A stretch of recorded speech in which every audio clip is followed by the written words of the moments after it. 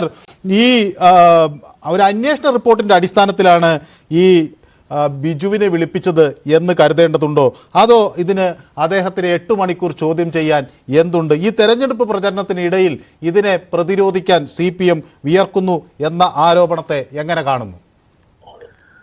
അല്ല, ഇത് വളരെ രസകരമായ ഒരു ചോദ്യമാണ്. കാരണം നമ്മുടെ സംസ്ഥാനത്ത് വളരെ സുഗമമായിട്ടുള്ള നിലയിൽ മുന്നോട്ട് പോകുന്ന സംവിധാനങ്ങളെ ആക്ഷേപിക്കുക, തകർക്കുക എന്നുള്ളതാണ് ഇവരുടെ ലക്ഷ്യം. ഇപ്പൊ സഹകരണ മേഖല ആകെ കുഴപ്പമാണ് എന്ന് പറയുമ്പോൾ നേരത്തെ സംസാരിച്ച വ്യക്തി ചൂണ്ടിക്കാണിച്ചതുപോലെ ഗുജറാത്തിലെ കൃഷിക്കാരുടെ സംഘത്തിലുണ്ടായിട്ടുള്ള ഭീകരമായ അഴിമതി, അതേക്കുറിച്ചൊന്നും ചർച്ചയില്ല. പോട്ടെ, ഇവിടെ എന്ത് റിപ്പോർട്ട് BJPക്ക് താല്പര്യമുള്ള ആളുകളെ ED വിളിപ്പിച്ചാലും പിന്നീട് അവരെ കുറ്റവിമുക്തരാക്കുന്നു, അവർക്കെതിരായിട്ട് യാതൊരു ആരോപണവുമില്ല. ഇവിടെ ഇപ്പൊ PK ബിജുവിനെ വിളിപ്പിച്ചിട്ട് എന്താ ചെയ്തത്? രാവിലെ അദ്ദേഹത്തെ വിളിപ്പിച്ചു, 5 മണി വരെ ഇരുത്തി, 5 മണിക്ക് ചില ചോദ്യങ്ങൾ ചോദിച്ചു, പിന്നീട് പറഞ്ഞയച്ചു. ഇത് തെരഞ്ഞെടുപ്പ് രംഗത്ത് LDFനുള്ള മേൽക്കൈ തകർക്കാൻ വേണ്ടിയിട്ടുള്ള വളരെ ബോധപൂർവമായിട്ടുള്ള പരിശ്രമമാണ്. ഇപ്പൊ തൃശൂർ ജില്ലയിൽ, തൃശൂർ പാർലമെന്റ് മണ്ഡലത്തിൽ LDFന് അനുകൂലമായ വലിയൊരു തരംഗം നിലനിൽക്കുകയാണ്. പ്രധാനമന്ത്രി 2 വട്ടം പോയിട്ടും ക്ലച്ച് പിടിച്ചില്ല എന്നറിയുന്നത് കൊണ്ടാണ് 3-ാം വട്ടം വരുന്നത്. ഞാൻ ഉറപ്പിച്ചു പറയാം, ഈ പാർലമെന്റ് മണ്ഡലത്തിന്റെ മുക്കിലും മൂലയിലും പ്രവർത്തിക്കുന്ന, എല്ലാ മേഖലയിലും പ്രവർത്തിക്കുന്ന ഒരു പ്രവർത്തകൻ എന്നുള്ള നിലയിൽ എനിക്ക് പറയാൻ കഴിയും, ഇവിടെ സുരേഷ് ഗോപി ഈ തെരഞ്ഞെടുപ്പ് ജയിക്കാൻ പോകുന്നില്ല. ഉറച്ച കാര്യം, ഒരു സംശയവും വേണ്ട. പ്രധാനമന്ത്രി ഇനിയും 4 തവണ വന്നാലും ഇവിടെ ജയിക്കാൻ പോകുന്നില്ല. കാരണം ജനങ്ങൾ നേരിട്ട് അറിയുന്ന കാര്യമാണെന്നേ. എന്തൊക്കെ മാധ്യമ പ്രചാരവേലകൾ നടന്നാലും ഈ നാട്ടിലെ ജനങ്ങൾക്ക് കൃത്യമായിട്ട് അറിയുന്ന കാര്യമാണ്.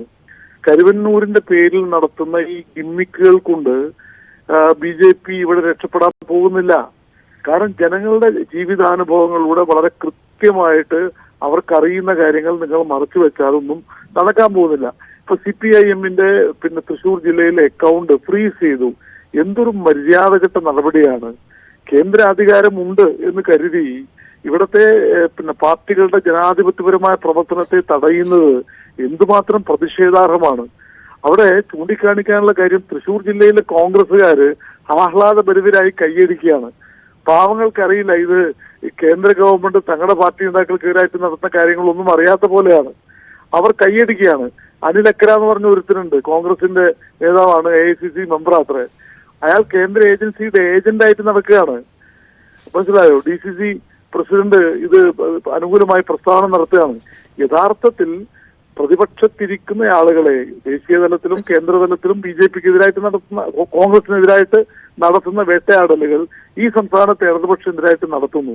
കേന്ദ്ര അന്വേഷണ ഏജൻസികളെ എല്ലാം, അത് ഇൻകം ടാക്സ് ആവട്ടെ, ED ആവട്ടെ, CBI ആവട്ടെ, മറ്റ് ഏജൻസികളെയെല്ലാം ഇത്ര നഗ്നമായി രാഷ്ട്രീയ പക്ഷപാതത്തിന് വേണ്ടി ദുരുപയോഗിക്കുന്ന ഒരു കാലം മുമ്പുണ്ടായിട്ടുണ്ടോ?